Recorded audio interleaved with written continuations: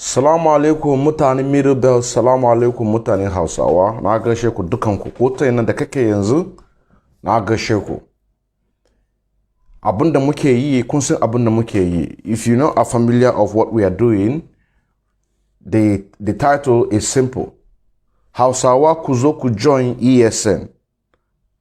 Middlebelt kuzo ku join ESN. What am I saying? That the people of Hausa should come and join ESN. Middlebelt should come and join ESN. Just simple as that. So why coming to ESN? We will not position them where they're supposed to be. It's just simple as that. So what you have to do is to just, once you come in, you share the program. As long as you're coming in, share the program so that we can be able to get to talk to our brothers and sisters back in the north. Na gaishe ku dukan ku kuka zo da safen nan yau 28 February 2021 muna nan mu hira maka abin da yake faru domin kar ku zo na kuna barci. Amma dai kafin mu fara wanga za mu sa mana wani waka kafe ya uwan mu su zo. Zan sa mana waka kafin yan uwan mu zo. Mu dan jira kaman 2 minutes hakan ga kafin yin mu gan kamar number din ya duka su suka tashi domin mu fara wangan aikin da muke yi. Assalamu alaikum, na gaishe ku.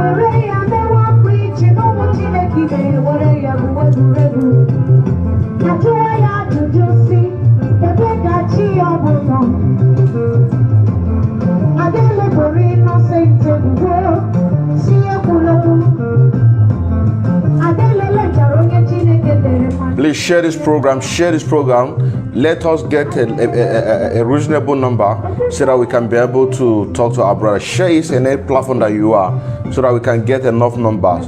More especially our brothers in the north. Thank you very much.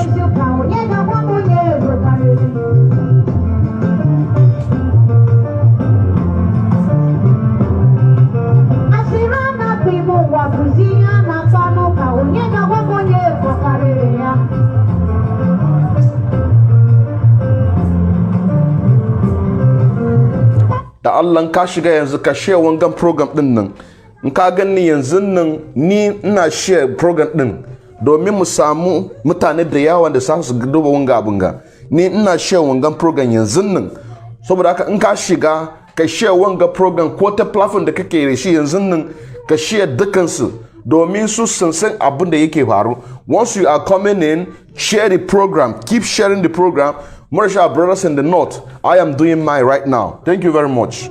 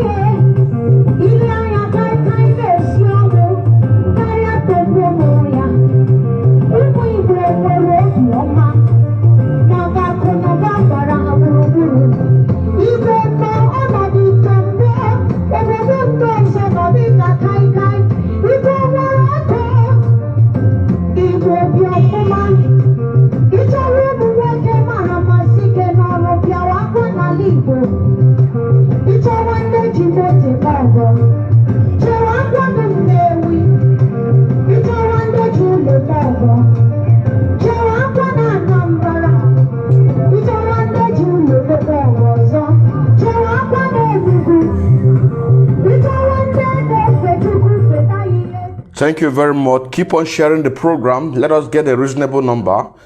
I've just finished one because I'm broadcasting with the 3 devices right now, so I have to make sure that I share this program. Abuna neke yanzu nan muna broadcast devices uku.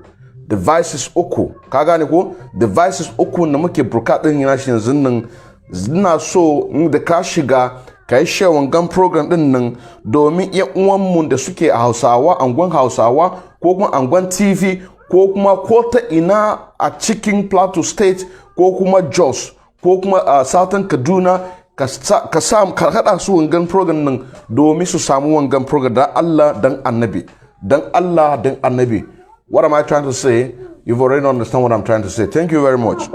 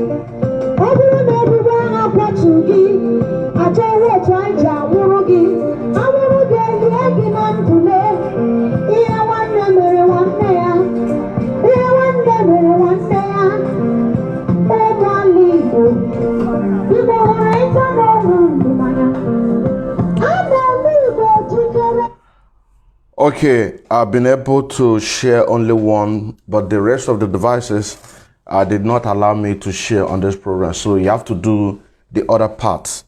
Da Allah dan Annabi ka shiga yanzu nan ka share wangan program din nan. Muna broadcast the devices guda uku. Devices guda uku muke progress wangan program din nan. Na riga na share a Facebook guda daya amma sauran biyun Facebook ba su yadda in share wangan program. Saboda haka da ka shiga yanzu ka share wangan program domin mutanen musun da suke cin angon Hausawa, angon TV, angon Jukun, a ko ta ina a cikin Benue State, ko ta a Nasarawa, ko ta Lafiya, ko ta Jos, ko ta Maiduguri, Kano, Kaduna, Sokoto, ko ta ina domin su samu wangan abun da muke yi. Ka gane ko? Su samu wangan abun da muke yi domin muka ga muku cewa aikin da muke yi aiki Allah. Aikin da muke yi aiki Allah. Aikin da muke yi aikin Allah. Before we begin this program, like I said, you know, what we do here, it's you just have to try to enjoy what we're doing, but I'm not here to preach to our brothers and sisters who are bona fide active member and also Biafrans as well. But I'm here to preach to our brothers in the northern part of Nigeria. So what you have to do, even if you don't want to stay on the program, just share the program. You can just go. You can just go. You understand what I'm saying now? You as a Biafra, because what I'm preaching here is exactly what our great leader Mazen Nnamdi Kanu have already taught us long time before now. So what you have to do, the moment you're coming in, if you don't have time to stay to listen to this program, what you have to do, just come in, share, then you can go. You have done your own contribution. You have done your own contribution. Enwana na ga sheku kwata inan da kake yanzu nan na ga sheku kana Jos, kana Lafiya, kana Maiduguri, kana Sokoto, kana Kano, kwata inan da kake yanzu nan ko dai kana Makodi, ko dai kana angon Jukun, ko dai kana angon TV, ko dai kana Nasarawa, Benue State, ko dai Akwanga, Jos, ko ta inan da kake a cikin Nigeria, northern Nigeria, na gaishe ku dukanku, na gaishe ku dukanku. Mun riga mun san cewa yau Lahadi, kuma akwai wa'ansu mutane duka za su je church yau. Ka gane ko? To, abin da muke tambaya wa'in ga pastorancin nan, wa'in ga pastoranci menene suke ga muku? Suna ga muku ku shirye abin da zai faru, ko dai suna nan hakan ga su karba tithe and offering? Wanga tambaya zaka tambaye pastorancin din nan, menene aikin su yau Lahadi? I beg your pardon, I still remember as Innocent and Kendall Emmanuel, a bona fide active member of IPOB and the financial active member as well, here in Hamburg unit. Coming live to you from so many platforms in order to teach, to talk to our brothers and sisters. So, but aka yan wana, abunda zaka tambaye pasuwancin kan nan, pasuwancin da yake yi ya karba tithe and offering, ko dai ya shirya ka abin da zai faru. Wangan tambayan nan zaka tambaye shi, ka gane ko? Zaka tambaye shi menene yake yi, yana pastor shi domin ya karba tithe and offering, ko dai ya shirya ku domin abin da yake faru, ko kuma abin da zai faru daga baya. Saboda haka ina so ku ji wangan program din nan, kuna so ku ji wangan program din nan, domin akwai wani analysis da zamu yi, wangan analysis nan da zamu yi, da in kuka ji shi sai mu yi analysis, domin mun san cewa Nigeria inda yake yanzu nan, there is no mequatalism. Nigeria inda yake yanzu nan, there is no mequatalism. There is no mequatalism. Nigeria inda yake yanzu nan, there is no mequatalism. Amma da wanga video da nake ga ina so nuna maka, Fani Kayode, kun san Fani Kayode, yana iya ya gama Nigeria wai su tashi a barci. Abinda Fani Kayode yana sai ya gama Nigeria duka wai su tashi a barci, domin in ba su tashi a barci ba, ka gane ko, wai abu zai lallace, wai Nigeria zai lallace. Amma da su engan mutanen nan da aka ga musu tashi a barci, abinda muke ga musu cewa ko ta wayo ko ta yikin da suke yi, mun riga mun san wayan ga abin nan. Ya za su yi su tashi a barci? In suka shiga daji su je suna negotiate da terrorists, kuma daga baya a cikin Biafra suna kakkashe mu saboda me? Wai mun daga flag, ka gane ko? Saboda haka ina son buga muku wa'angan nan abun da Fani Kayode ya gama Nigeria. Ku saurare ku ji, daga bayan nan zana nuna maka abun da House of Rep debate, House of Rep da suke yi, House of Representative debate da suke yi. Wa'ingan debate din nan suna tambaya cewa menene president yake yi. Wai president din yana dora musu kai. Ka gane ko? Daga bayan nan zan nuna muku video da wai Nigerian police and army suna so su kashe Sunday Igboho. Ka gane ko? Nigeria babu mequatalism. Mbaka san abun da ake ce babu mequatalism. In kana da abokana Igbo, ka tambaye shi cewa menene wangan abun nan babu mequatalism. Wanga an hada shi da Hausa da Igbo domin ka san abin da muke hada. Nigeria inda yake yanzu babu mequatalism. In baka san abin da babu mequatalism yake, ka tambaye abokananka da shi Igbo. Ka gane ko? To, ka duba yanzu nan.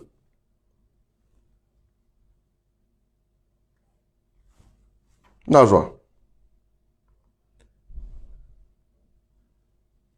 With it today, okay? And I'm telling you today again, and note this and remember this, if things don't change soon, and the federal government and the people around President Buhari begin to see things from a more nationalistic perspective rather than any other perspective, rather than a tribal perspective or religious perspective. And if it doesn't, and I'm not criticizing them now, I'm just saying that, look, this is the solution, okay? If things don't change soon, and they become more nationalistic and they change all this, we are going to end up having a civil war in this country in the next few years. People are talking about 2023, I want to be president. We may not get there. Now, I don't wish for that. Oh, why is he saying that we won't get to 2023? Why is he? I'm not wishing for that. Every day I pray that I am wrong, because war is evil. Nobody wants war. But we are being pushed down that road, and I can see it coming clearly. And I can see people are mobilizing in the various regions and states. And I can see anger mounting up. And I can see people saying, we're fed up with waiting, we will defend ourselves. And I'm beginning to see people targeting people from other tribes and saying, we don't like these people because this is what they're doing to us and the government is supporting it. And this is something that scares the daylights out of me. And we need to work hard to ensure we never get there. Because if it ever happens, believe me, for the next 50 years, this whole place will be on fire. I'm telling you. And that will affect the whole West African sub-region. It'll affect every single person, rich and poor. Nobody will escape it. And we must never, never allow it to get to that point. Now, if you want to talk about a breakup because you feel you can't live together anymore. Ko engan nan yan wan mu kun girga kun saurare abin da nake faɗa domin wangan turanci ne ba inda zan yi in analysis wanga abin nan a English ka gane ko Fanika Yode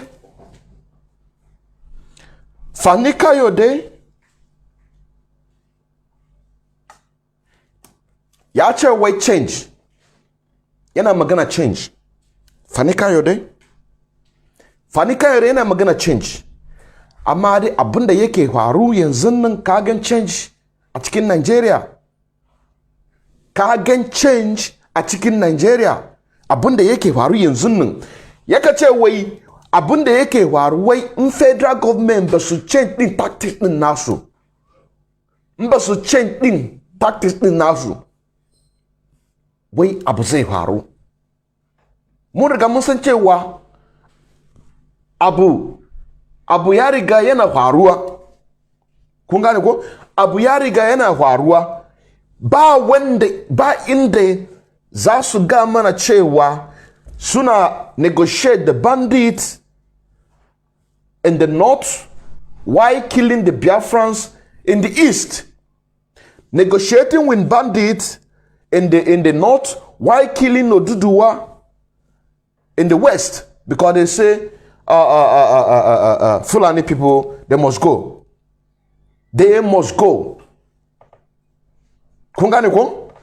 Kungani abin da yake haru ba inda domin Nigeria babu mekwatalism.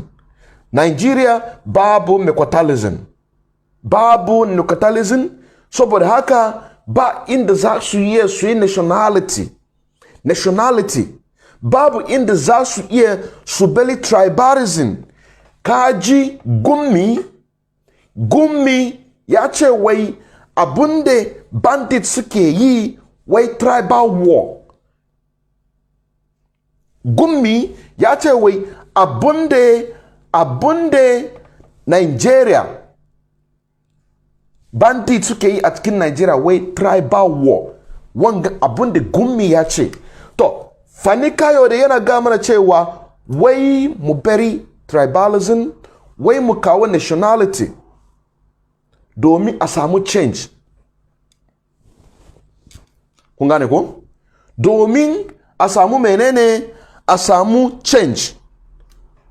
Domin a samu change. Amma Gummi the terrorist negotiator ya ga mana cewa faɗin da Fulani bandits suke yi wai faɗin nan wai tribal war.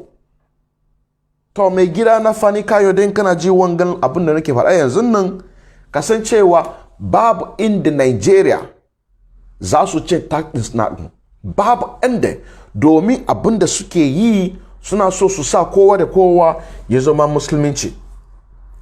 Sai da ya fada kuma ya kace wai civil war, wai inda yake gani yanzu nan wai civil war zai zo shekarun da yake zuwa. Muna a cikin civil war yanzu nan.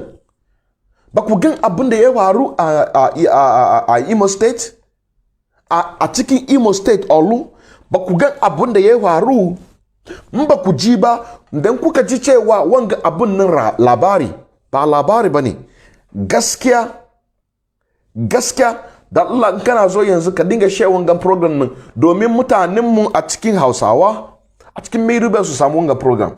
If you are just coming, please, the moment you're coming, share this program, share it to far wide northern part of Nigeria. If you have friends in the north, share it in the northern part of Nigeria. You don't need to understand what we are doing, but what you have to believe in Biafra, believe in the restoration of Biafra, and believe in the leadership of Mazi Nnamdi Kanu. Saboda haka, Fanika ya ga mana cewa wai in abin da yake gani in ba su change wannan tactics din nasu, in ba su kawo nationality, in ba su bari tribalism, wai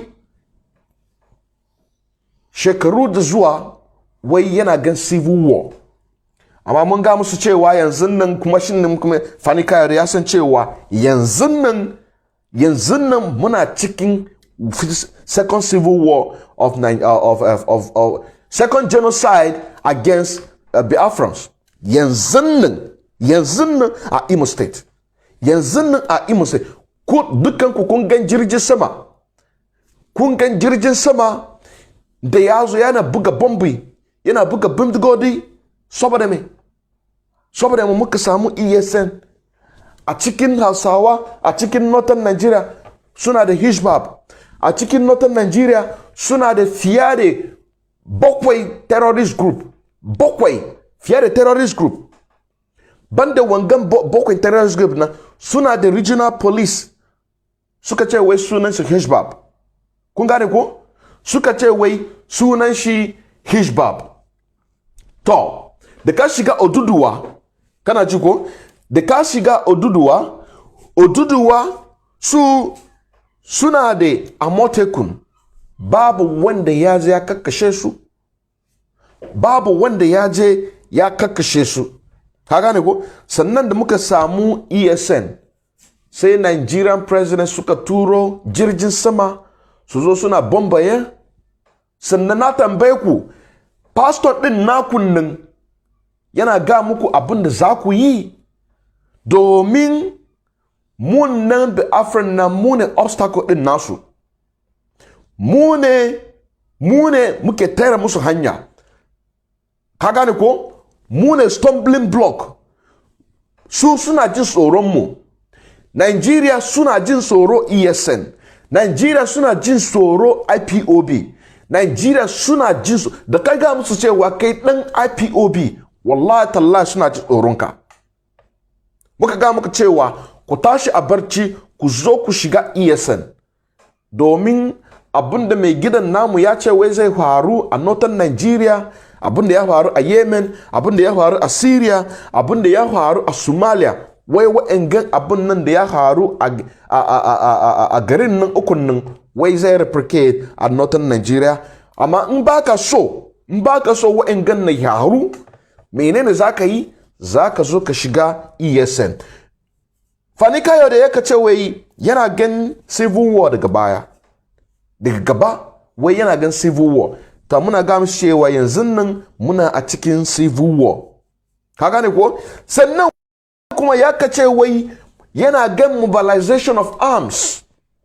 Domin 1967, 1970 federal government suka tere mana hanya ba inda za mu shigo da kayan yaki. Ka gane ko? Suka yi devilish deal against the people of Afra. Sannan ba mu iya mu samu bindigogi, ba mu iya mu samu abin da za mu yi aiki mu yi defend ken namu. Amma da yanzu nan muka ce a'a, abin da ya faru da bai faru yau, bai faru gobe, bai yin da zai faru jibi, ba inda zai faru forever. sannan yau da hannunmu muna ɗora bindigogi, da hannunmu muna ɗora flying dragon, da hannunmu muna ɗora bombe, da hannunmu muna ɗora kotai abin da za a yi aiki. Ba ruwanmu da western world, babu ruwanmu da western world. Fani Kayode ya ga kewe yana ganin mobilization of arms. Su waye ne yake mai maganan nan? Waye? Yana ga mana cewa ya riga ya gan cewa mun riga mun prepare for this, whatever that will come, so that we can be able to divide and disintegrate Nigeria. Sannan kuma yaka ce wai yana gan tribal mobilization, yana gan wa'ensu tribe suna mobilize wa'ensu tribe. Wanga aikin nan da muke yi yanzu nan shine yake magana. Domin Nigeria ba su ce tactics din nasu ba, ba su kawo nationality, ba su cire tribalism. Wa'engan mobilization of arms, wangan mobilization of other tribes will make the war inevitable. Haka maganan shi. Wangan tribal war nan gummi ya ga mana cewa mutanen da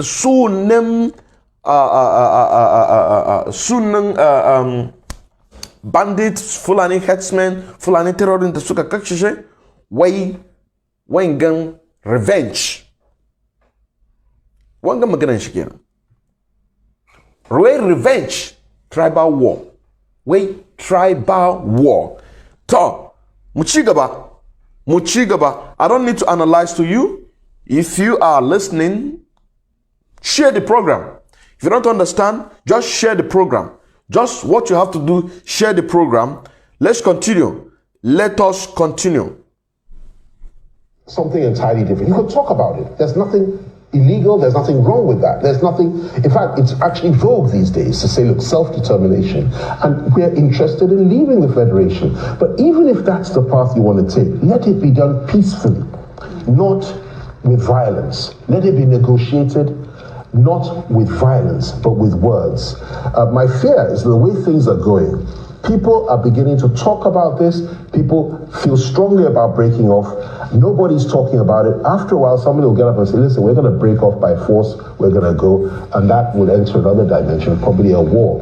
And that's just, we just don't want that. Let me end with this on this topic. I tell you that there is no body today in the East, whether you believe this or not, believe me, go and do your research, that can defeat Nnamdi Kanu, my friend and brother, in an election. Nobody. If you put all the governors of the East together to contest against Nnamdi Kanu in the East today, in an election, let's say, for the president of, let's say, a newly created Biafra, okay, he will defeat them hands down. Because he is reflecting the thinking and aspirations of the overwhelming majority of young Igbo people. That is the bitter truth, whether you like it or not. Now, someone like that, you label him a terrorist. You refuse to negotiate with him. You're meant to sit down and talk to this guy, because he's not carrying arms. He's not. If he put 1 million AK-47s in the hands of his supporters, Nigeria will be in trouble. God forbid. So we are meant to discuss and negotiate with these. We may not agree with them. We may not share their point of view. And if they feel strongly about what they feel, what they're saying, what you're meant to do is woo them. Okay, fine. What are the issues? Let's look at this. Let's try and resolve it. And unless she now says, listen, whatever it is, I'm in love with someone else, I'm leaving you, which happens from time to time. Then you say, okay, let's do it peacefully. Let it not be messy and let it not be nasty. Okay? But that's the last resort. You get my point. But we don't have that here. And let me tell you, the agitation for Biafra, the same level of agitation is beginning to build up in the Southwest. That's what I have seen. And, you know, the younger ones are not talking about who will be president of Nigeria anymore. They're talking about this aspiration of Ududua Republic. And they're playing this anthem, which is a beautiful anthem, by the way. I love it. And they're talking about it, and they're thinking about it, dreaming about it, praying for it. And eventually you'll get to a point that you can't stand against it unless things change quickly and they are wooed back into order and they are given a reason to want to be part of Nigeria again. And that's what I think we need to do. So what place is the part of restructuring? Restructuring is something I've advocated for many, many years, even before I joined President Obasanjo's government. And the record is there. I believe in it. It's the way forward. But I'm sorry to tell you that nobody's talking about restructuring. We're just talking about it. National Assembly doesn't believe in it as a policy. The parties, you can talk about it from morning to night. We've been talking about it for years. It's not going to happen. You're not, unless you have a president that believes in restructuring, who says and does what he says he believes, which is very rare these days, and has the courage to get up there and say, I am devolving power from myself, moving it to the states or the regions. You have to be there to do that. You can only do that with power from within. You can't do it through agitation. It's not going to happen. And that's the danger here. We all know it's not going to happen. We just know it's an ideal. If we restructured Nigeria tomorrow, this agitation would stop. This violence would stop. This evil would stop. But it's just not going to happen. It has not happened, and it will not happen. I know the Nigerian state. I was born into it, into the circles of power. I lived in this place, this next building, between the ages of 4 and 6, when my dad was Deputy Premier of the West. This very building, right next door here. Okay? And I know the Nigerian state inside out. It's not going to happen. I wish it would. It would save us a lot of problems. But it's not going to happen. So, what do you need? Good governance. Kunaji, let us finish. It's almost just 26 seconds. Let us finish it up. Let us finish it up. And fair, equitable governance where everybody's treated equally.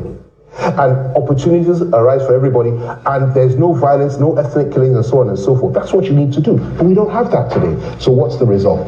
Agitation to break up, and that's just where we are right now. I must sincerely thank you for coming on the program, and I must say it's been a wonderful time having you on the program. Okay. Kun reka kunji abun da yan wamu ya hara Mazi Fani Kayode. Mazi Fani Kayode. Domin he's married to a Igbo woman, so he can take the title of Mazi Kayode. After all, Yusuf Wike of River State, beg your pardon, he's taking titles. He goes to the north to take titles. Because he know that there's nobody who is interested in whatever they are talking about in the old Eastern Nigeria. What we are talking about right now is referendum.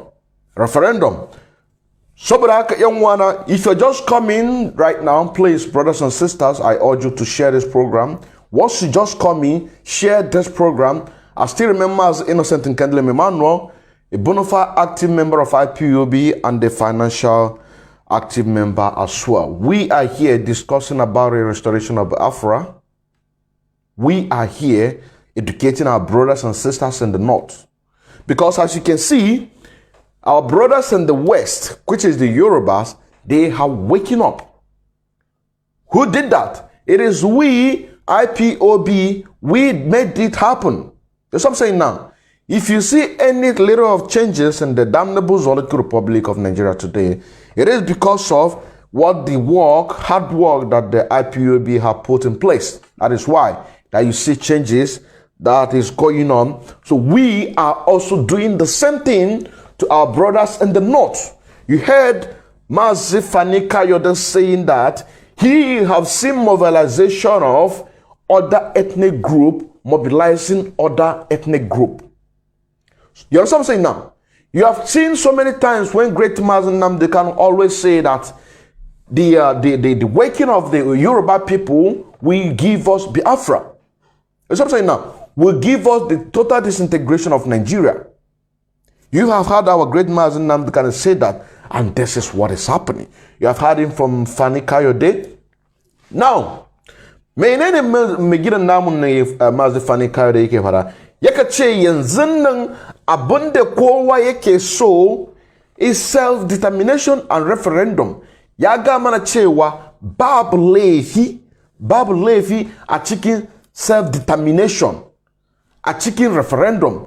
Wai babu laifi, amma da Nigeria inda yake yanzu nan abinda suke so abinda suke so su yi islamize kowa da kowa. In kai kana so ka zama musulunci babu matsala, amma dai wani ya shiga gidanka ya sa maka bindiga a kai ko kuma ya sa maka wuka ya ga maka cewa ka yarda da Allah. Dama ba na yarda da Allah, amma dai ban yarda da musulunci. Musuluncin da zai ga mun cewa wai bindiga zai samu bindiga in ban yarda zai kashe ni, ban yarda da wannan Allah ba. Musulunci zai ga mana cewa ya samu wuka a kuya ya ga mun cewa wai in ban yarda a musulunci za kashe ni, ka ci kuturma boro ubanka. Saboda haka Fani Kayode ya ga mana cewa abinda kowa yake so yanzu is self determination and referendum. Sannan kai ka duba ka ce wai kana so ka yi belong a Nigeria, babu matsala. Mu Republican domin abinda muke so, muna so kowa da kowa ya zama lahiya, ya yi zaman lahiya. This is a live presentation. The moment you're coming in, join this program, because some of you will not put interest on what I'm talking here, but my message goes to our brothers in the north. My message goes to our brothers in the north. When it's time for me to face most of us who are not serious in this struggle, I will do so. But the moment you're coming in, share this program. Most of you have gone to church today. Most of you have gone to church today. You know what I'm saying now? Did your pastor preach to you about self-defense? Did he? This is one of the questions. Saboda haka Fani Kayode ya gama cewa ba wanda yake cewa Nigeria igo better. Abinda mutane yanzu nan suke so referendum. Wangan referendum nan in ka yarda cewa kana so ka jima a cikin Nigeria, babu matsala. Gummi shi na ya riga ya ga mana cewa wai shi yana da confidence a cikin Nigeria. Ya ga mana cewa majority vast Nigeria wai sun yadda a cikin Nigeria. To babu matsala. Babu abinda muke so, aikin da muke yi domin mutane su ce wai mun yadda a cikin Nigeria ko ba mu yadda ba. Shine wangan referendum mun ne muke a ce. Kuma Fani Kayode ya ga mana cewa wai in kai ka determine cewa baka so a cikin zaman Nigeria, wangan right din ka. Kuma in ka ce wai referendum, wangan right din naka. Ka gane ko? Right din naka. Sannan kuma ya ga mana cewa, na ga muku cewa duniya gaba daya suna jin tsoro IPOB. Wallahi suman billahi. Wallahi talla duniya gaba daya suna jin tsoro IPOB. Duniyan gaba daya suna jin tsoro IPOB. Sannan Nigeria na jin tsoro IPOB. Sannan kuma Nigeria na jin tsoro ESN. Nigeria kuma na jin tsoro Mazi Nnamdi Kanu. Nigeria na jin tsoro Mazi Nnamdi Kanu. Shin Fani Kayode ya gama da cewa kamar Nuhi, for example, wai dan Biafra ya zo sai Mazi Nnamdi Kanu ya ce wai yana so prime minister ko kuma kaza a cikin politics. Mai gidan namu ya riga ya ce wai baya so, amma dai abinda Fani ya kace wai ba wanda zai buga Mazi Nnamdi Kanu hands down. Babu wanda har duk the whole of the governors in the old eastern region wai ba su yi sawa su buga Mazi Nnamdi Kanu hands down. Domin gaskiya, dan mutum ya ga maka gaskiya, za ka saurari wannan gaskiyan nan, ka duba abin da yake ga man gaskiya ne, to in gaskiya zan bi shi. Saboda gaskiyan nan Mazi Nnamdi Kanu yana gama mutane mun riga mun saurari wannan gaskiyan nan, sannan muka ce wai lallai za mu bi Mazi Nnamdi Kanu, lallai za mu bi IPOB, lallai har mutane ma suna shiga ESN. Mutane sun san cewa da suka shiga ESN watakila za su mutu, amma da saboda mutumin shi nan da shi ne the pillar of IPOB, domin Allah ya ba shi wangan aikin na, ya ce wai ka je ka yi wangan aikin nan. Ka gane ko? Allah ya bashi wangan aikin ya ce wai ka je ka yi. So mutane mun ga mun darbe shi, mun kalle shi, mun ce a wangan mutumin gaskiya ne, za mu be shi.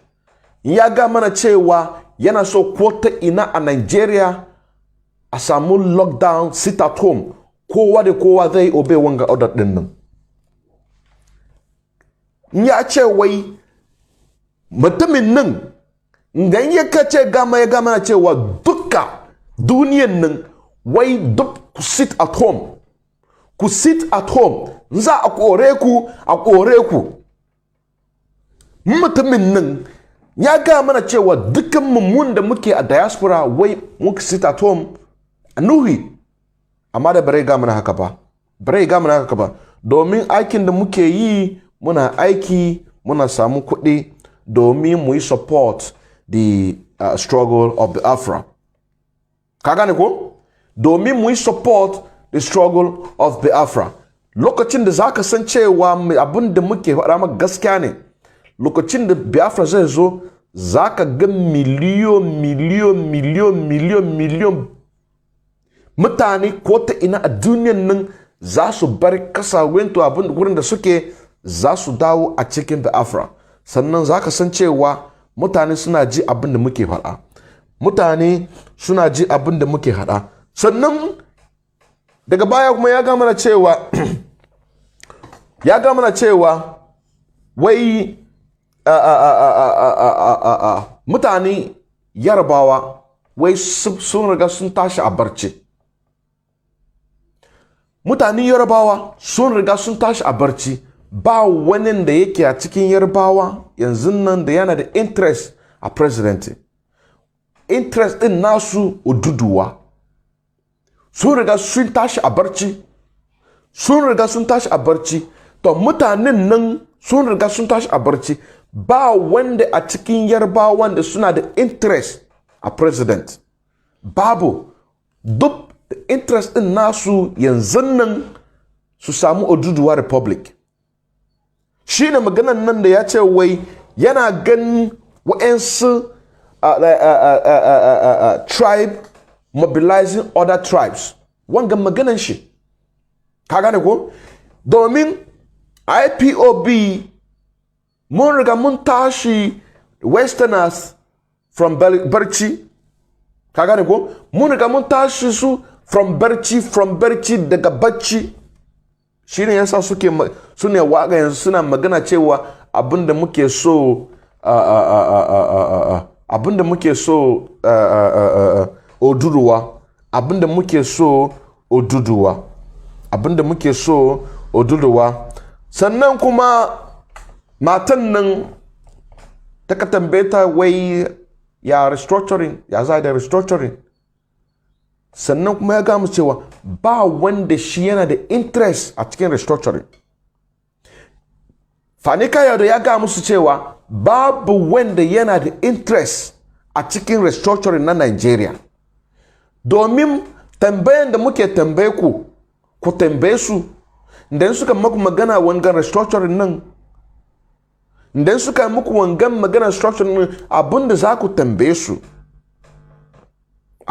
tambaye su, menene Aburi Accord? Ka tambaye su haka kawai. Menene Aburi Accord? Idan suka ga maka cewa restructuring, ka tambaye su menene Aburi Accord? Ka tambaye su menene yasa aka samu 1967-1970 Biafran genocide? Saboda me? To, bari ga muku saboda wangan restructuring.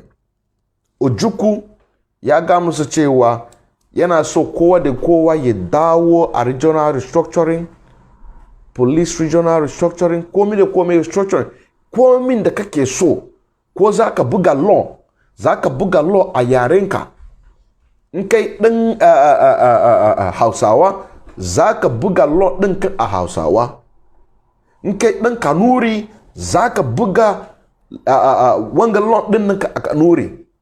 In kai ɗan TV, za ka buga law ɗinka a TV. Ka gane ko? In kai kuma ɗan Jukun, za ka buga law ɗinka a Jukun. In kai ɗan Yoruba, za ka buga law ɗinka a Yorubawa. in kai dan Igbo zaka buga loan ɗinka, in kai dan Ijaw zaka buga loan ka ɗin. Ko ta ina gari muna da more than 250 ethnic group and over 500 languages in Damnable Zoological Republic of Nigeria. Abunda mai gidan namu yake so kafin a kashe fiya abunda ya fi miliyon 5. Ka gane ko? Wangan argument din na restructuring nan da kuke yi yanzu nan, mai gidan namu ya bring wangan restructuring 60 years ago. 60 ko kuma 50 something years ago. Ka gane ko? Yayi wangan argument domin dan Kanuri ka buga loan ɗinka a Kanuri. Dan Juku ka buga loan ɗinka a Juku. Igbo ka buga loan ɗinka a Igbo. Igodo ku buga loan ɗinku a Igodo. Domin ba wanda zai iya cuce ku. Ka gane ko? Ba wanda zai iya cuce ku. Akwai mutane a cikinku da ba ku ji turanci, amma dai wangan Hausawan da nake yi yanzu kuna iya ku gane abin da nake faru. Abin da nake fara, kuna iya ku gane abin da yake faru a cikin Nigeria. Ka gane ko? Shine abin da muke so. Kowa da kowa ya buga law din a yaren da shi yana ji. Domin ba ruwanmu da turanci. Babu ruwanmu turanci. Wangan turanci ne, cuwa-cuwa ne. Wangan zigzag. Turancin nan wanga zigzag.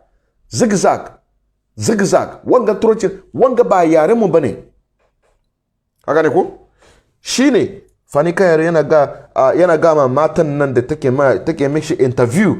Ya ga mishi cewa ba wanda yana da interest a restructuring. Abinda kowa yake so yanzu referendum. Mu bari magana disintegration. Mu bari magana total disembowelment. Abinda muke so yanzu referendum. Domin komai abinda ake yi akwai process. Ka gane ko? Akwai process. Kuma process din nan shine muke yanzu nan. In kun saurare yanzu nan da ba mu yi wangan abinda muke yi a Hausawa. Domin da muna da aiki da yawa mu tashi in wanmu da suke barci inda muke muku yanzu nan.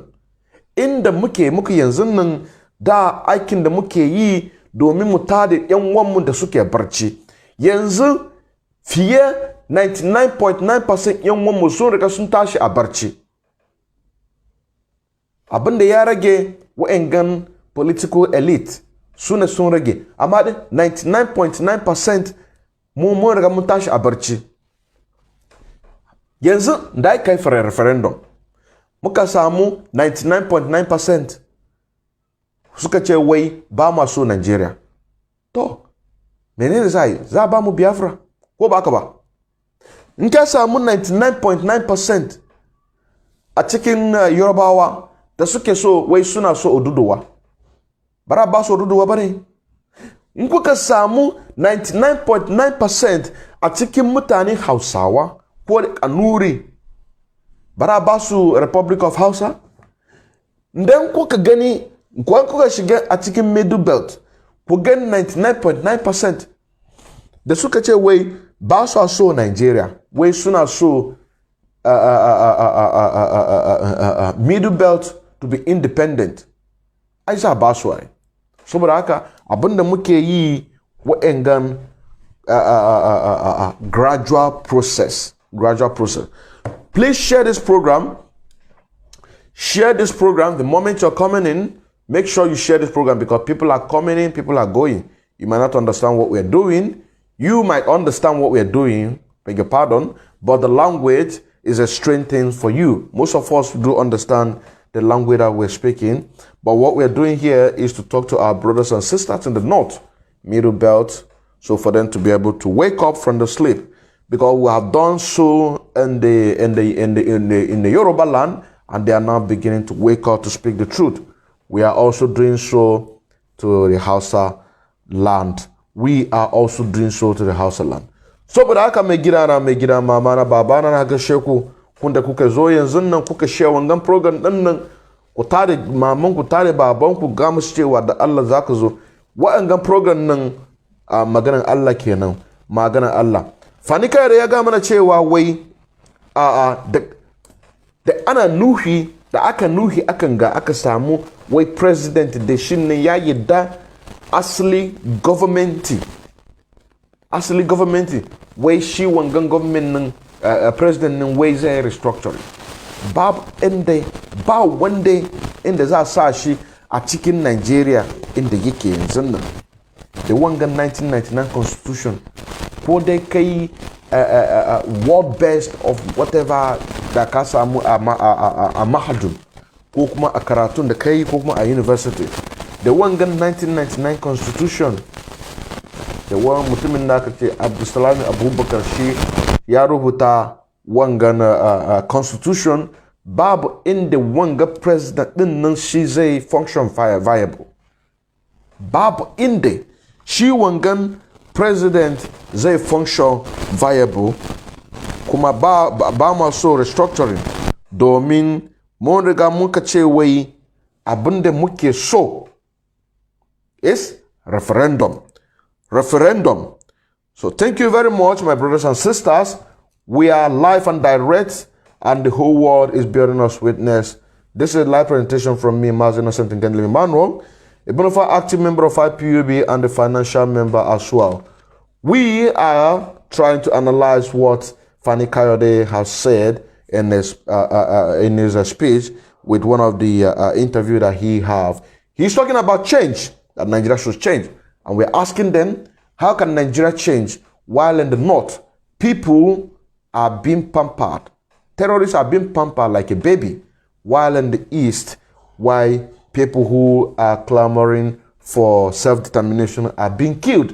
He also talked about the nationality, that we need to come together in order to be able to create a viable country. But how can you find a country viable country where you have tribal war all over the place? Which he also mentioned saying about the tribal war, that we should take about the tribal war. But the man who called Gumi is also he said in one of his program that he had with the national television that what the bandits are doing right now is a tribal war.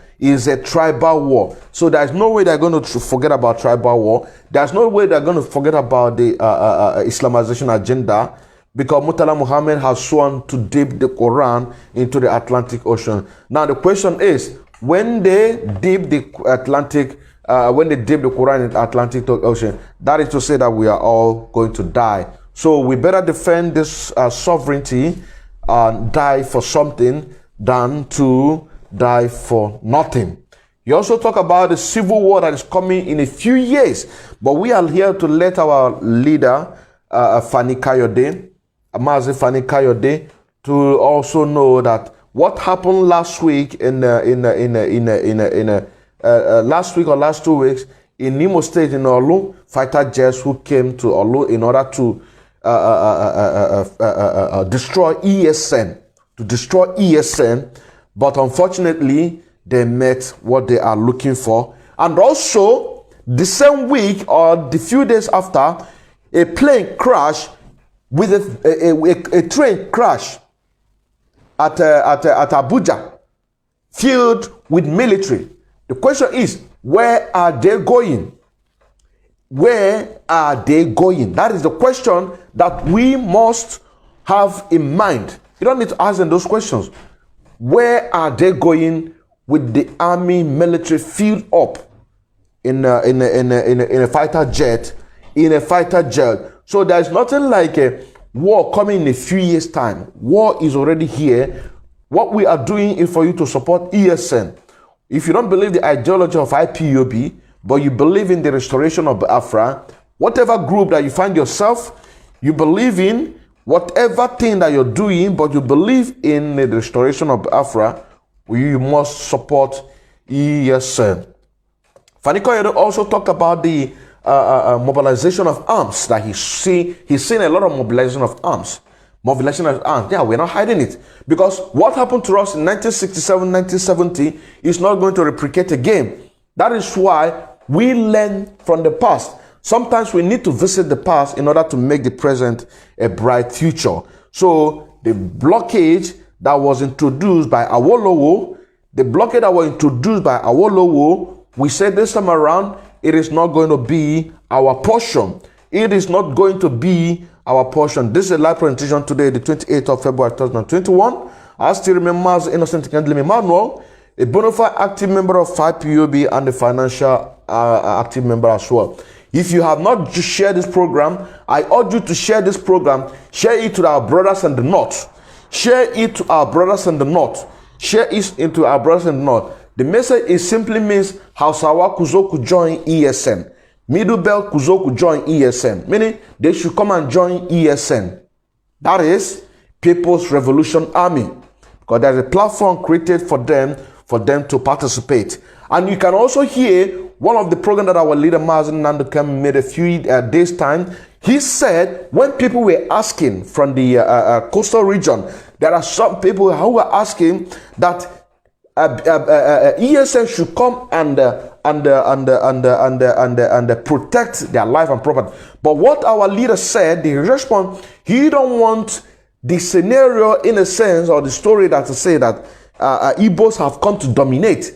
So you must mobilize yourself, at least 50 people. It's okay. Once you have 50 people, we will move men, we will move material, and your land will be, because when Nigeria is totally disintegrated, when Biafra comes, everybody will build his own region. Everybody will build his own region on his own mother tongue. Fani Kayode also talked about other tribes, mobilizing other tribes, which is what we are doing right now. You know what I'm saying now? Which is what we are doing right now, to mobilize our brothers in the north, in the middle belt, for them to wake up. Because Fani Kayode also talked about the waking of the west, which is the Yorubas. The waking of the west, which is Yoruba. The waking of the west, which is Yoruba. No single Yoruba today who is talking about the presidency. Everybody is clamoring for the everybody is clamoring for this thing, for Oduduwa Republic. Everybody is clamoring for Oduduwa Republic. Everybody is clamoring for Oduduwa Republic. This is what everybody is clamoring for. Nobody is interested in restructuring. Nobody is interested in presidency. Nobody is interested in Nigerian 419 politics. Nobody is interested on whatever they are doing. What people are interested right now is the self-determination, which is what we are advocating. We have been advocating for this self-determination for a very long time before our leader was kidnapped, imprisoned. That's what I'm saying now. And we are still agitating. People are being killed. People are being gunned down. Thank you very much, Onyewa Asochianya. Onyewa Asochianya. Thank you very much. Share. Share this program to our brothers in the north. Share this program to our brothers in the north. You can also hear our leader said, our Mazi Fani Kayode, because he's also our leader. He is also our leader. In fact, he is the only one who has come out to apologize for what the Yoruba did to us. But it's a one-man apology. You know, time will come when the whole Yorubas will come together to apologize. Even if Zeke betrayed them, politically, but they wasted the blood. That is why I said to you yesterday program that I made, the 10th edition. This is actually the 11th edition. If you have not watched the first, there's an introduction of this program. That is part 1, part 2 till 12th, 11th edition. I said to you yesterday on the 11th edition that if you are not in support of ESN and you are advertising yourself with the pictures and the deaths of our brothers, mothers who have died, including the 28 men who sacrificed their life in order for us to have our great leaders in Nnamdi Kanu, when the time for them to begin to take down the saboteurs, you will also be among. I'm telling you the truth. I'm telling you honestly the truth. That is exactly what Fani Kayodo is trying to say, that everybody is now beginning to wake up. It is now beginning to wake up. Now, we are going to go on the next video, that the lower chamber, in Damnable Zoological Republic system, they have lower chamber, upper chamber, and the executive. That's what I'm saying now. Lower chamber, upper chamber, and the executive. This same system of government, Canada is operating on this same system of government. Indian is also operating on this same system of government. British is also operating on this same system of government. Australia is also operating on this same system of government. And USA, these 5 countries that I just mentioned right now, they are operating on the same system of government that the Damnable Zoological is operating on. But the question is, why is Nigeria not going forward? Why is Africa not moving forward? The simple is that, based on a video that was leaked, which I have it, a professor either from USA or Britain, who is saying that the situation that the Africa is in today is deliberately meant to be so, that they created it, that they are the producer of ideology. That's what I'm saying now. They are the producer of ideology. So Nigeria, to remain in abject poverty, it is better for everyone, that whether it is Europe, whether it is US, or even now China, that it's always the same. What is the goal? The goal is this: to make sure that they got our material at a very cheap rate. That's what I'm saying now. To get our material at a very cheap rate in order to be developing their country. That is why I said to you, when Biafra comes, my brother, my sister, that time you will know that them, the Westerners, they will lose a lot of things. That is why they don't want Biafra to come. That is why Mazen Nnamdi Kanu said that the coming of Biafra is not going to be by any man, but by the grace of God. God will give us the victory of Biafra. No man will give us Biafra, because they know what Biafra pretends. That is why in 1967-1970 war, Awolowo introduced a federal blockage. They introduced a federal blockage to us. That is to say that if they leave us in a playing field ground, Nigeria is nothing. That's what I'm saying now. It is nothing. That is why this time around, we have prepared ourselves and we have said that we are not going to make the mistakes of the past. We are not going to make the mistake of the past. This is a live presentation. I still remember as Innocent and Kendall Emmanuel, a bona fide active member of IPOB and the financial active member as well. I hope that you who is watching me right now are also in support of the restoration of Biafra, because most of you in Africa right now, most of you in the Damnable Zoological Republic of Nigeria, suffering. It is because the Western world wants you to remain in abject poverty. They don't want you to go to school. They don't want to have infrastructure. Matter of fact, they want you to remain where you are. That's what I'm saying now. Then they will throw few changes, few peanuts to the political elite. Why doing that? They will be struggling themselves, trying to pick what remains from the master's table. Instead of them organizing their own table, This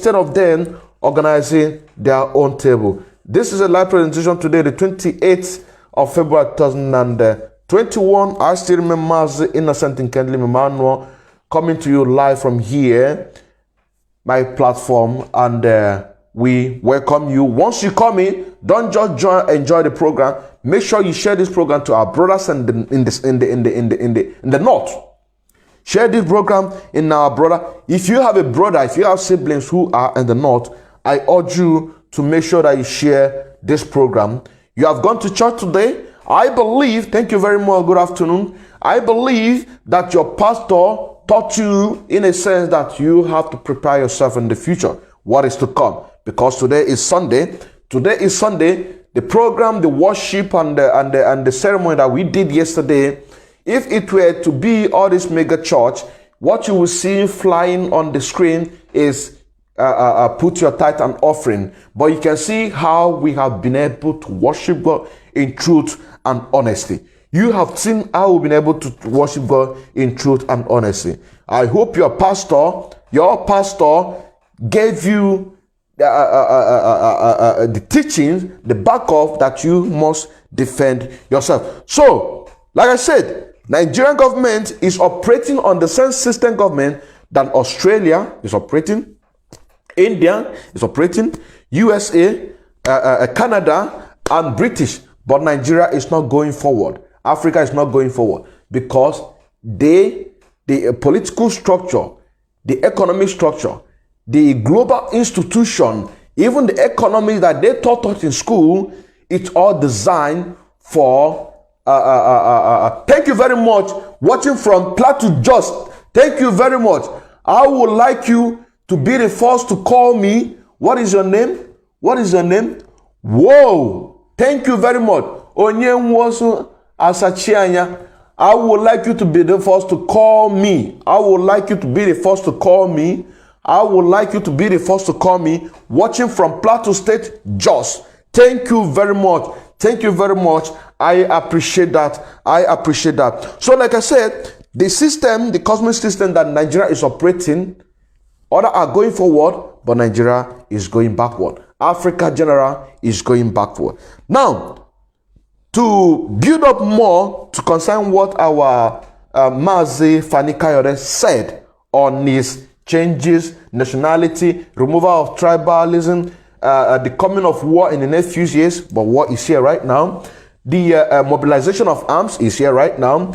The mobilization of other tribe mobilizing other tribe, it is here right now. This is what we are doing on this platform. This is what we are doing platform.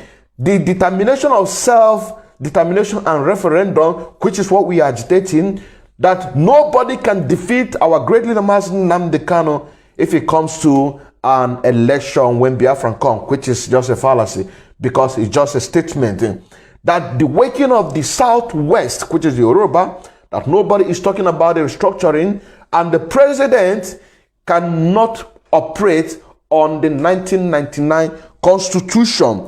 Now, let us go to what happened in the lower chamber, which is the House of Rep. If you are just coming right now, I urge you to share this program. Make sure that our brothers and sisters in the north, they got this message. I still remember Innocent Nkelemi Emmanuel, a bona fide active member of IPOB and a financial active member of Hausawa. Thank you very much. Thank you very much. Now listen. I want you to listen. Mr. President has no respect for the National Assembly. We must hate, and that's the painful part. Our resolutions don't mean anything. Our bills that are passed are not accepted to. The more you say it, the more annoying it is to the president. He will never change them. Therefore, Mr. President, please, I want us to have a costly look at Section 143. Section 143 is not about removal of Mr. President. There are certain actions that the National Assembly can take. I am not saying the president must be removed. No, it will be premature. But let us take a resolution signed by 1/3 of us, of members of the National Assembly, and sent to him. That again, we are not prodding him, we are compelling him. That, Mr. President, we want to inundate you with the insecurity in this country. In my position, I'm not asking for his impeachment. I'm asking that he be compelled. Is Mr. President waiting for us to bring a formal motion to the floor of this House to say we pass a vote of no confidence? Is that what they are waiting for? We should sit down within ourselves and say it as it is and take appropriate actions. Mr. President, if you have any problem with that, allow the Senate to do it. We understand your position. You're in a difficult position. But let me tell you, Mr. President, God will ask you. Wallahi, this is not the end The Constitution is clear. It did not limit what we can do. We must call the attention of our president. We voted for him. Nigerians voted for him to the fact that we are consistently, as a government, failing in our responsibility under Section 42B. There should be a specific resolution in that one. It's a constitution. All of us here, just our colleague earlier today, swore to uphold the Constitution. The presidency is not an award. It's a call to duty. And when you call a man to duty, he must be dutiful enough to know when the buck stops on his table. And right now, Mr. President, the buck, as far as security is concerned, stops squarely on the table of Mr. President. This government has failed all of us. There is no doubt about that. If we decide that government must do something before we will produce the budget, I am sure they will be up and doing. Since Friday, over 300 children have been moved. Then we have security people who are just collecting money and building big houses in Abuja. And then we say that we can only pay lip service. And then we say we are representing the people who are not representing them. We must address this issue the way it is. The level at which people are killed, I think we need to rethink on how to make the security architecture responsive to the security challenges of today. I'm going to play that again, but before we do that, I am going to analyze it. But I'm going to do that first of all to our brothers in the north. I am going to do that to our brothers. And the Nakagamu Kuchewa, Nigeria, da babu mekwatalism. Mbakatsen abunda kache Nigeria, babu mekwatalism, wallahi tallahi. Nkana de yanwa, nkana de abokana shi na Igbo. Katembeshi menene Nigeria babu mekwatalism. Shi zai ga amaka. Domin Hausa de Igbo. Wangang my own construction. Nigeria babu mekwatalism. Somebody soon na me suke ce wai president din wai shi ba yi da hankali. Lower chamber suka ce wai president wai ba shi da hankali, wai ba shi da respect, wai ba shi da respect. Sannan ya zai samu respect. Ba ku da president. President din naku Muhammadu Buhari ya riga ya mutu tun 2017. Da kuna da president da Muhammadu Buhari yana lahiya yanzu nan, wallahi tallahi babu inda duk Nigeria yana kone kuma yayi shuru. Babu president. Babu President, if you're joining this program, share this program. It is very, very important. It is very, very important. It is very, very important. Sannan, President Nina ya riga ya mutu 2017. Nnamdi Kanu yana ga muku cewa mutumin nan da yake Aso Rock. Lokacin da aka ba ku Jubre from Sudan. Mutumin nan da yake a cikin Asoro, wangan mutumin nan ba Buhari bane. Buhari ya riga ya mutu. Sannan abin da yake faru yanzu nan, cabal su ne suke rule din president. Sannan zaka ji cewa presidency. Sannan zaka ji cewa wangan presidency. Babu president. President din naku ya mutu. Kuma kun da kuke a cikin lower chamber House of Rep, kun san cewa babu president. Ku ga muku junan ku gaskiya. Cewa kun san cewa babu president a Nigeria. Buhari ya riga ya mutu. Ka gane ko? Buhari ya riga ya mutu. Kuna a lower chamber kun riga kun sani cewa babu president. Kunnan da kuka a House of Rep, Senate, kun riga kun cewa ba duk politician da suke a cikin Nigeria, duk kun san cewa babu president. Ku bar cuta ma junanku. Mun riga sun sani. To mutumin da nake magana yanzu nan ina ma magana Hausawa. The little poor man like me nake magana. Ka bai wayan ga mutanen da suke ana ba su 30 million, ana ba su 20 million naira, daga 20 million naira da 20 million 30 million kowane wata. Mutumin da shi yana ci salary din nashi 20 million da 30 million. Ka gane ko? Daga 20 million zuwa 30 million zuwa 30 million suna ci wata daya. Daga 20 million zuwa 30 million. Mutum daya yana ci to shi wannan mutumin da yake ci 20 million ko kuma 30 million a wata, kana ga mishi cewa disintegration zai yadda? Ai bai yadda. Domin sun cewa da aka disintegrate wangan Nigerian nan, babu inda za iya su samu hanyar za su sata. Kagane ko? If you're coming to this program, please join, share this program. It is very, very important. Share this program to our brothers in the north. Our brothers in the north are the ones that have this message. Our brothers in the north are the ones that have this message. Mutumin da shi yana samu miliyan 20 miliyan 30 kowane wata, ɗaya, biyu, uku, hudu, biyar, shida, bakwai, tara, 10, 11, 12 har 30 zai samu miliyan 20 ko kuma miliyan 30. Kana ga musu cewa wai Buhari ya riga ya mutu, kuma ya san cewa ya riga mutu. In ya ce wai Buhari ya riga mutu, sannan wa'angan salarin da ake bashi yanzu nan ba inda zai same shi. Ka gane ko? Wangan is simple mathematics.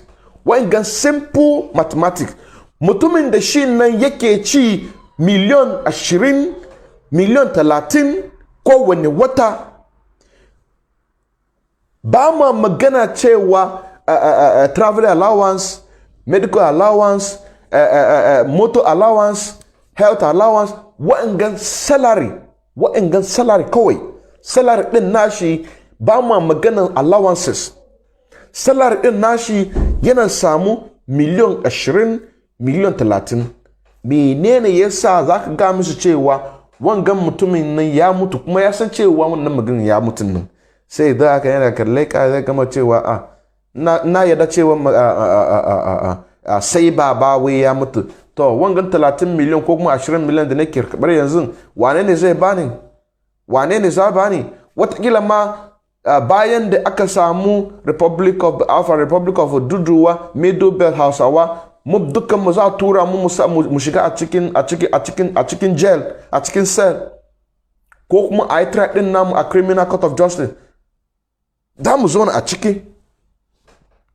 Domin wa'annan mutanen nan su dukkansu Western world suna za su ga musu cewa ka san cewa kana da corruption, ka san cewa kai kana da corruption. Duk rukunku to abin da za ku yi dukkanku in ba kwa so a Criminal Court of Justice ya zo against din naku, ku yi support one Nigeria. In ba haka ba dukkanku za sa ku a cikin, amma dukkansu wawayo ne. Dukkansu wawa ne. Domin wanga abin nan da suke yi wanzu, abin da Zik ya yi, ka gane ko? Abin da Zik ya yi, Zik yana da opportunity sannan ya gama mutane cewa abin da muke so disintegration kowa ya zo ma. Domin Ojukwu shi ya je a Buri Accord, ya ga ya ce wai muna so kowa da kowa ya buga lot din nashi a yaren da yake. Kowa da kowa ya samu regional police. Ka gane ko? Kowa da kowa ya samu regional police. Amma dai suka ce wai aka kakkashe mu, to mai gidan namu ya ce wai ku dawo gida. Nigeria ba su son mu, to da Allah ku dawo gida. Sannan za mu dawo gida. Aka kakkashe yan wanmu a Hausawa a Northern Nigeria. Aka kashe mutane a Northern Nigeria, aka tura su a cikin train, aka kawo mana su. To yan uwana yanzu kuma kana gama wani cewa yana a cikin Senate, yana cikin House of Rep ka ga musu cewa wai Buhari ya riga ya mutu, ya san cewa Buhari ya riga ya mutu, amma dai daga baya sai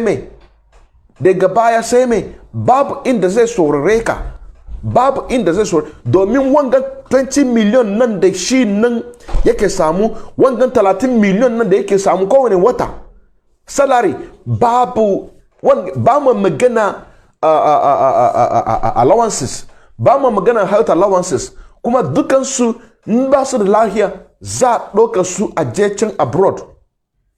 Kuma a wurin da abinda muke da shi a cikin Najeriya yanzu nan, sai ka ga mun cewa za su yadda, ba su yadda, ka gane ko ba za su yadda, saboda haka nuna na magana cewa ku abinda muke ga muku, ku tashi a barci, ku shiga ESN, ku shiga ESN to shikenan mutanen Yarbawa sun riga sun tashi a barci, ku Hausawa kuma ku tashi a barci.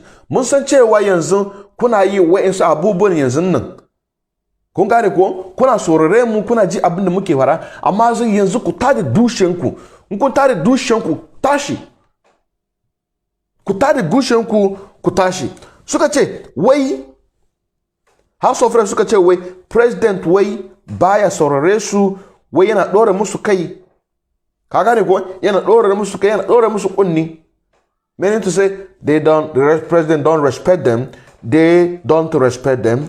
And wa'in kuma ya ce wai za su complete din nashi, wa'in ga bla bla bla, wa'in ga magana, wa'in ga movie kenan, babu inda wa'in ga magana nan da suke yi, wanga movie kenan, kar ku saurare wanga abin nan duka movie suke atin naku.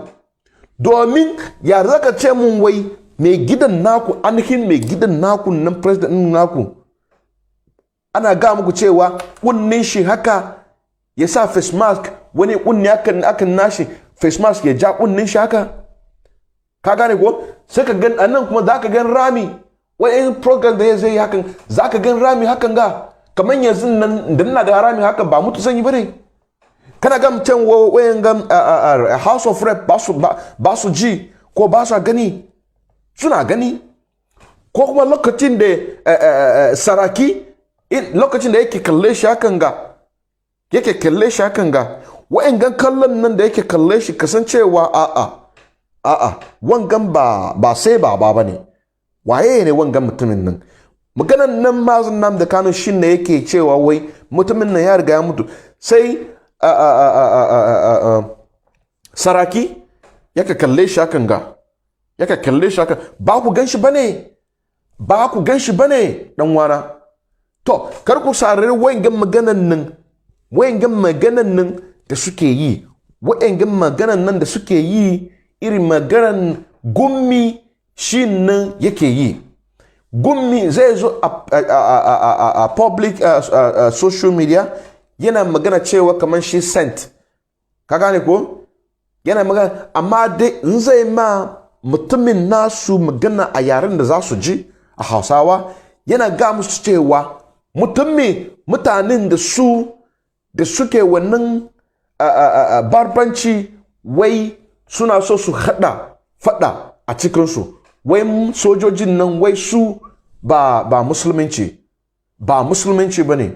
Yaka ga musu cewa ku saurare ni ku ji abin da na ga ma shugaban ƙasan da suke jin tsoro yau, haka wangan maganan shi.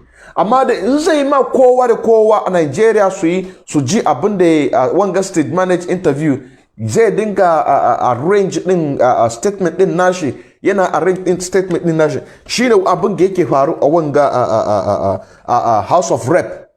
Wanga ko mai ce wai za mu yi compare president, za mu yi compare ko onye na aghọrị, una na apụala ko onye na aghọrị, ko onye na aghọrị, za mu yi compare presidency. Ya za ka yi ka compare presidency, baka ji, baka gani, baka ji, baka gani abin da yake haru, baka ji, kai kurma ne, baka gani, baka ji. Saboda haka naka ga muku yan wana, kun da kuke ji abin da yake faɗa yanzu nan, za ku tashi ku join ESN, za ku tashi yanzu nan ku join ESN. Wa'yan maganan nan da yaka ce wai za su compare president, wani compare, kuma kun san abin da yake haru, kun san cewa shi mutumin nan ya riga mutu, amma da saboda kuna samu 20 million 30 million kowane wata kuna samu wangan salary, kuna samu 20-30 million. Ai ba inda za su ce wai gaskiya ne, babu inda za su ce wai gaskiya, amma dai wawa ne dukkansu, domin kana da ilimi da aka samu Biafra, aka samu Odudu, aka samu Middle Belt, aka samu Hausawa Republic. In kana da ilimi za ka samu dubu miliyon in kana da ilimi, abinda kake so ilimi. In baka da ilimi to baka iya kai wanga. To sannan kuma wani kuma ya gama cewa wai za su vote motion of no confidence.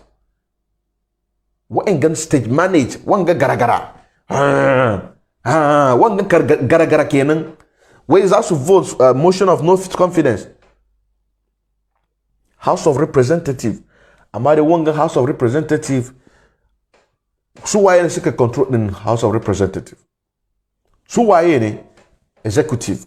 Waye ne yake control Senate executive? Amma in ka je British suna da division of power, suna da division of labor. In ka je USA suna da division of labor, suna da division of power. In ka je Australia suna da division of power, division of labor. In ka je India suna da division of power, division of labor. In ka shiga a cikin Canada suna da division of power, division of labor. Wa'en gangare nan da na magana yanzu nan do suna practice governance system da Nigeria suke practice. This is a live presentation today, the 28th of February 2021. I still remember as Innocent Ngandele Emmanuel, a bona fide active member of IPOB and a financial member, active member as well. Now, sannan wani kuma ya ga mana cewa wai Allah zai tambaye shi. Muna a cikin duniya kana magana Allah.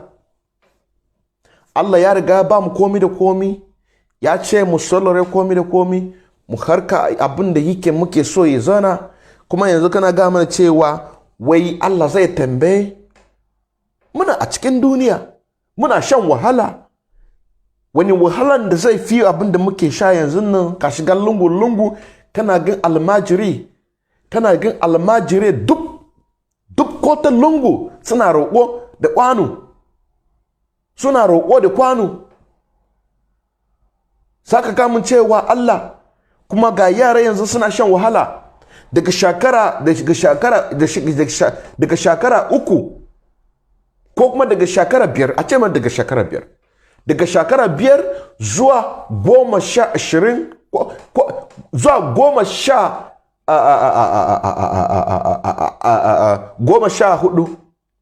Daga shekara zuwa 14 kana a cikin lungoyi, kana roƙo, kana almajiri. Sannan da ka zama shekara 14 zai alhaji zai tade ka, ya sa ku wani gida hakan ga, ya ba ku tuwon masara, ya ba ku tuwon doya, ya ba ku tuwon shinkafa, ya ba ku tuwon mazara, a ba ku tuwon a ba ku miyan agushi, miyan kuka, miyan agbano. Sai da kuka gama a ba ku kwaya ku sha, a ce ku je ku kashe min wanga mutumin nan, ku je ku kashe min shi. Amma dai suka bar ku kuna yawo daga shekara 5 zuwa shekara 14 kana yawo kana almajiri. Sannan shekara 14 sai wani alhaji zai tare ku, the owners of the club, the owners of the almajiri club za su tare ku akan ga, ya sa ku wani guri, domin lokacin da kana yawo a lungu-lungu ba ka samu abincin da kake ci. Abincin da kake ci kamar in mu suka zo can Nasarawa ko kuma Kano ko kuma Kotaina za su kasuwanci suka shiga wani wani tasha hakan ga su tsaya abinci su ce yana ci abinci hakan ga kafin ya ajiye shi hakan nan ya sha ruwa ba gan abinci ka gane ko daga shekara 5 zuwa shekara 14 sannan za a tare ku hakan ga a sa ku a wani gida hakan ga da aka samu sa ba ku tuwon shinkafa tuwon domin lokacin da kuna yawo ba ku samu wa'angan abubuwan nan kuna ci sannan kuma za ba ku kwaya ku sha daga baya sa ba ku bindiga amma dai zuwa Biafra baraka samu wani almajiri yana yawo a nan western world compulsory education wa'angan yaran nan da kaka gan suna yawo hakan ga wa'angan yaran nan da kaka gan da aka kwashe su hakan ga aka kawo su western world wallahi tallahi ka ce shekara biyar in ka gan su zaka ce Africa is beautiful haka ne ko Africa is very very beautiful sannan wanda ya ce wai Allah zai tambaye President Buhari ta muna cikin mutane kuma suna can wahala nan kuma kana ce mana Allah suna ce mana Allah sai wani kuma ya gano cewa wai president din nan shi baya saurare abin da yake faru muka ga muku cewa babu president wa'angan abin da suke yi wangan stage manage gara-gara gurguru ba abin da wa'angan movie kenan movie in Aso Rock ngani ko wa'angan movie in Asto Rock movie in Aso Rock movie in Aso Rock to bari mu ji wanga abin nan domin in saurare mutanenmu. Now I'm coming to analyze this program to our brothers and to our brothers who are from the east. This is a live presentation today, the 28th of February 2021. I still remember as Innocent Nganle Emmanuel, a bona fide active member of IPOB and a financial active member as well. As a financial active member as well. Now let's listen. Mr. President has no respect for the National Assembly. We must hate, and that's the painful part. Our resolutions don't mean anything. Our bills that are passed are not assented to. The more you say it, the more annoying it is to the president. He will never change them. Therefore, Mr. President, please, I want us to have a costly look at Section 143. Section 143 is not about removal of Mr. President. There are certain actions that the National Assembly can take. I am not saying the president must be removed. No, it will be premature. But let us take a resolution signed by 1/3 of us, of members of the National Assembly, and sent to him. That again, we are not prodding him, we are compelling him. That, Mr. President, we want to inundate you with the insecurity in this country. My position. I'm not asking for his impeachment. I'm asking that he be compelled. Is Mr. President waiting for us to bring a formal motion to the floor of this House to say we pass a vote of no confidence? Is that what they are waiting for? We should sit down within ourselves and say it as it is and take appropriate actions. Mr. President, if you have any problem with that, allow the Senate to do it. We understand your position. You're in a difficult position. Okay. But let me tell you, Mr. President, God will ask you. Wallahi, this is not the end. The Constitution is clear. It did not limit what we can do. We must call the attention of our president. We voted for him. Nigerians voted for him for the fact that we are consistently, as a government, failing in our responsibility under Section 14(2)(b. There should be a specific resolution in that one. It's a constitution. All of us here, just like our colleague earlier today, swore to uphold the constitution. The presidency is not an award. It's a call to duty. And when you call a man to duty, he must be dutiful enough to know when the buck stops on his table. And right now, Mr. President, the buck, as far as security is concerned, stops squarely on the table of Mr. President. This government has failed all of us. There is no doubt about that. If we decide that government must do something before we will produce the budget, I am sure they will be up and doing. Since Friday, over 300 children have been moved. Then we have security people who are just collecting money and building big houses in Abuja. And then we say that we can only pay lip service. And then we say we are representing the people who are not representing them. We must address this issue the way it is. The level at which people are killed, I think we need to rethink on how to make the security architecture responsive to the security challenges of today. Thank you very much. Thank you very much. Thank you very much. This is a live presentation today, the 28th of February 2021. I still remember as Innocent Emmanuel, a bona fide active member of IPOB and a financial active member as well. You can see that they are demanding for president to respect them, which we know that all of these things are just state managed. Just a movie. It is just a movie because you know it and I know it. It is just a movie. Nothing is going to change. Nothing can change in damnable Zoological Republic of Nigeria, because what is going on in damnable Zoological Republic is tribalism. Tribalism. That is to say, the Islamization agenda. The Islamization agenda, which has already been implemented in Imo State. In Imo State, you understand? By Mr. Hope Uzodimma, which he sworn, he signed a document called Treasurers. That document is what giving them the power to build a mosque, over 19 mosques in Imo State, having Emir of Mbise, Emir of Olu, Emir of Okigwe, Emir of Owerri, Emir everywhere, Emir. Why? Are you saying about changes? You are talking about changing, talking about a call for duty. Who called your President Buhari for duty? Who did? Nobody called him. Because we know what happened in 1983. In 1983, we know what happened in 1983. That's what I'm saying now. That is why we never allow him to do what? To come to power. That you saw what happened in 2011. You saw what happened to 2000, and you also heard his statement, what he said in 2015.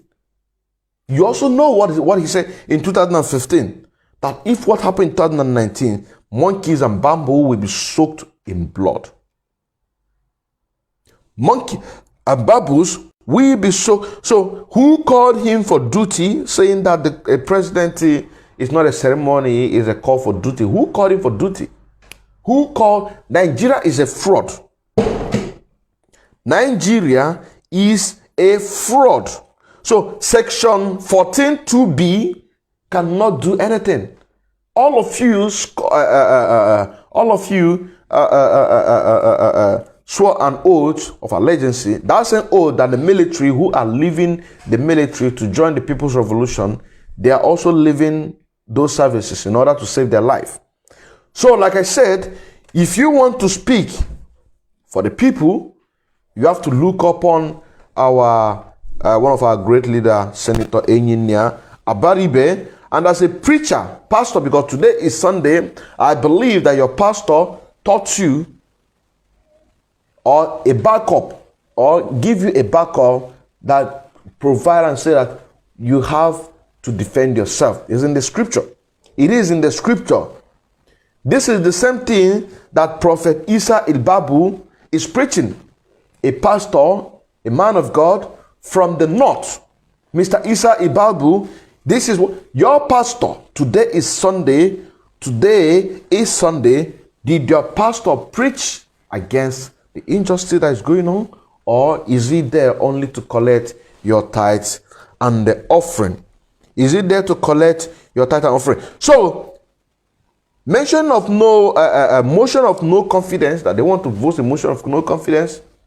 All of this is an all statement. Somebody who is receiving 20 to 30 million salary every month, just a salary. This is just a salary, 20 to 30 million naira every month, and you are telling him that Buhari is dead. So if you accept, or if you come to public and say yes, Buhari is dead, on his mind, who will give him 20 to 30 million naira every month? You understand what I'm saying now? This is the same thing that Zik did because of corruption. Because of corruption. Saying that they will, if they cannot handle it, they should move it to Senate. That is why I say the same system of government. I just mentioned the 5 states, the 5 countries in the world who is practicing the same system of government that Nigeria is practicing, but Nigeria is not moving forward. Nigeria is not moving forward. Nigeria is not moving forward. And also somebody make a reference and saying that 300 children has been kidnapped. This actually happened on the 26th of this month. That's what I'm saying now. 26th of this month, 300 students were kidnapped. State managed. Interview, state managed. Interview, state managed. Kidnap, state managed. And people are collecting big money, building big houses in Abuja. This is one of the things that this Senate said. This House of Representatives said, remember. Said that people, say 300 students have been kidnapped, and people were busy collecting big money, building big houses. Abunde yeche, why 300 children were kidnapped? Akakama 300 children. Why 300 children? Why mutani a chicken su suna karba big money.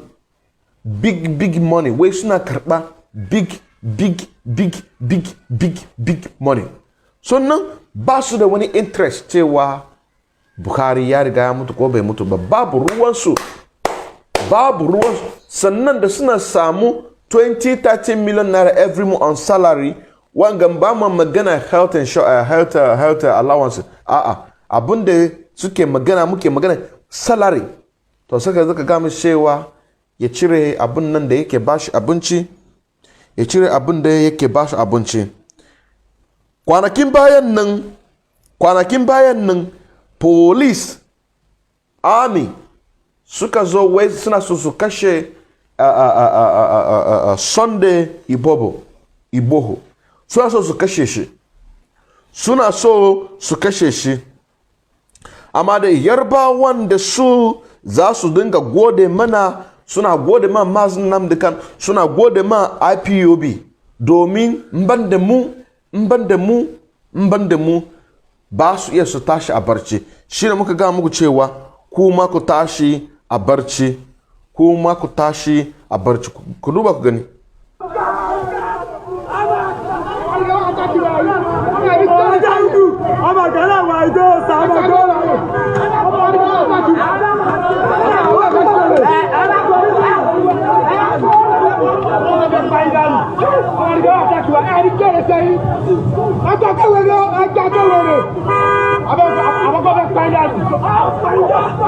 Abinda kake gani yanzu nan Sunday Igboho suna so su assassinate din nashi.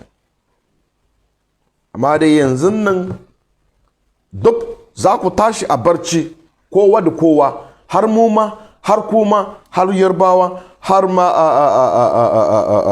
wa'angan mutanen nan a cikin Middle Belt. So, the next program that I'm about to analyze here is talking about the 300 children that was kidnapped, school children that was kidnapped on the 26th. Which one of the House of Rep he mentioned here? He said 300 children have been kidnapped, and some people are busy collecting big money, building big houses. It is here.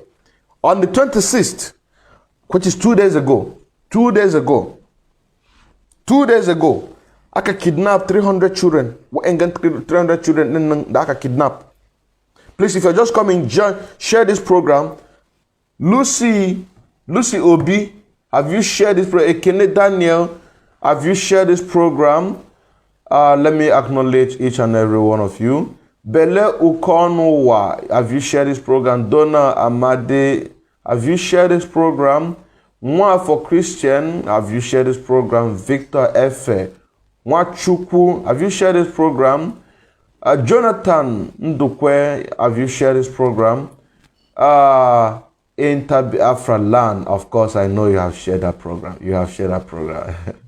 Welcome to the program.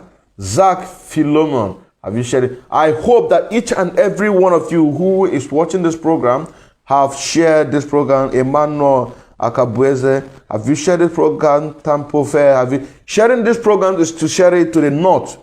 Oga Tochuku, have you shared this program?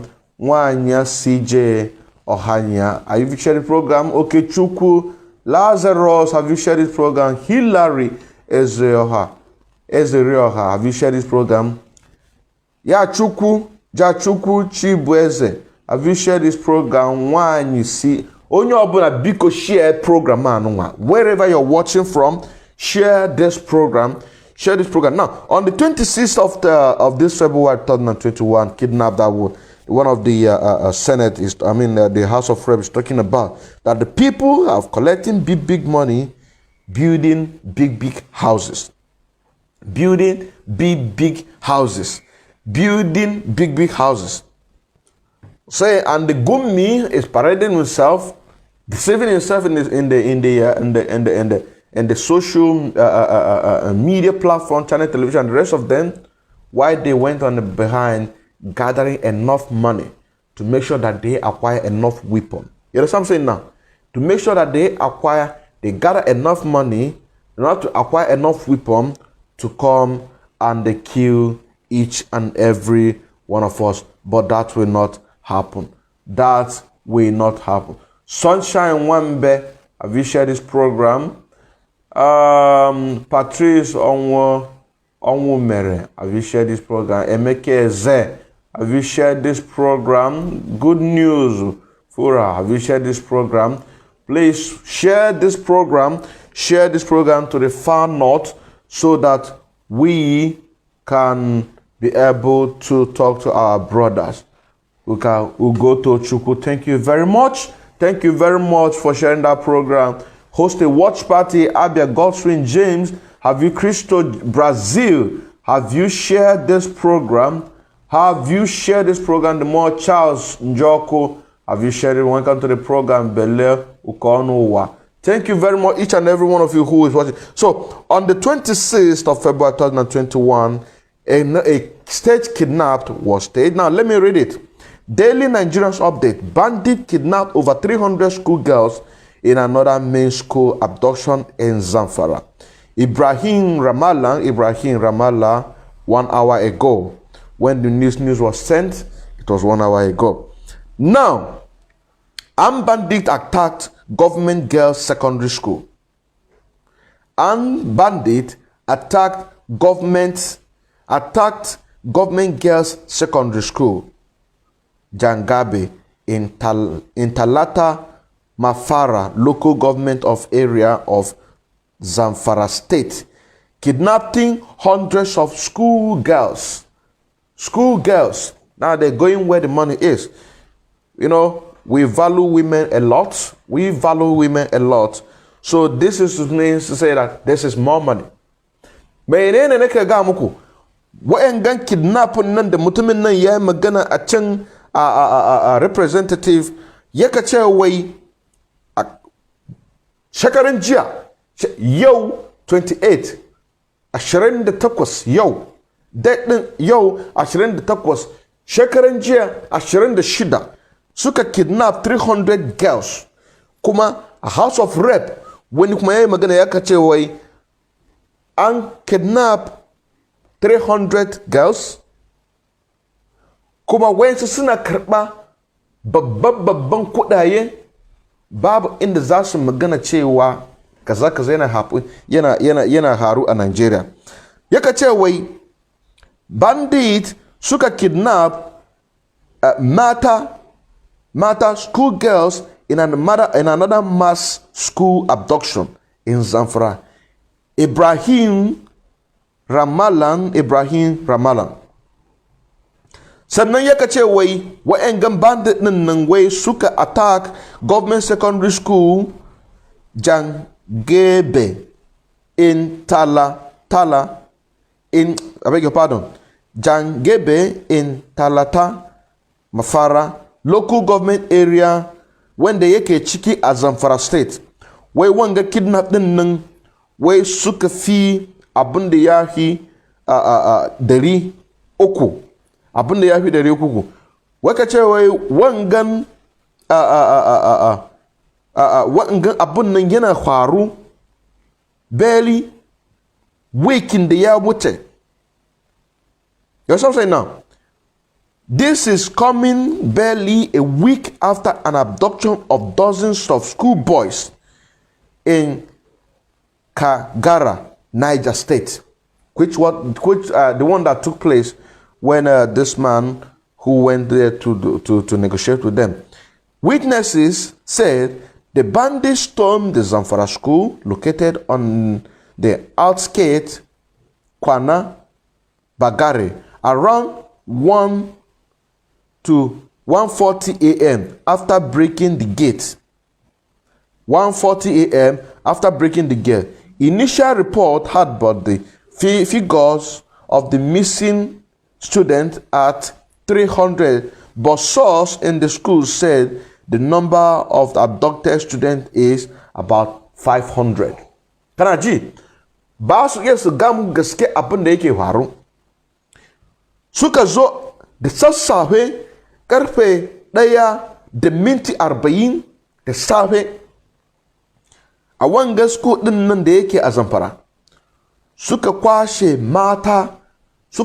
mata suka ce wai abin da suka ɗoka wai 300, amma dai akwai mutanen da suka ce abin da suka kwashe ya fi 500. Now let's go on the breaking, on the reading news. Okay, this is it. Also, wangan mutumin nan yaka ce wai abin da suka kwashe abin nan ya fi 300, wai ya kai 500. Amma dai official suna ga mana cewa 300.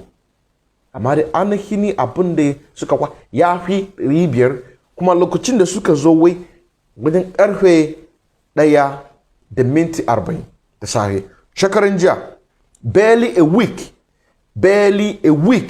that they